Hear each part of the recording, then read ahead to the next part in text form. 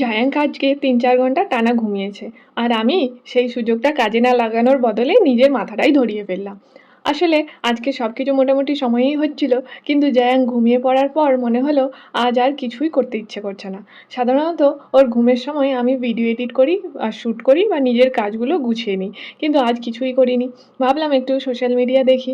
আর ব্যাস, দুটো রিলস কি দেখেছি, তারপর ফিড খুললেই শুধু পশ্চিমবঙ্গের খবর, নতুন নতুন নিয়ম, সার্কুলার একটার পর একটা। দেখতে দেখতে কখন যে এত কিছু মাথায় ঢুকিয়ে ফেলেছি বুঝতেই পারিনি। রেস্ট নিতে গিয়ে উল্টে মাথাটাই ধরিয়ে ফেললাম।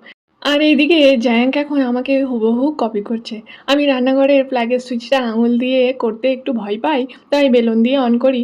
আর জায়াঙ্ক সেটা ঠিক ভালো করেই লক্ষ্য করে ফেলেছে।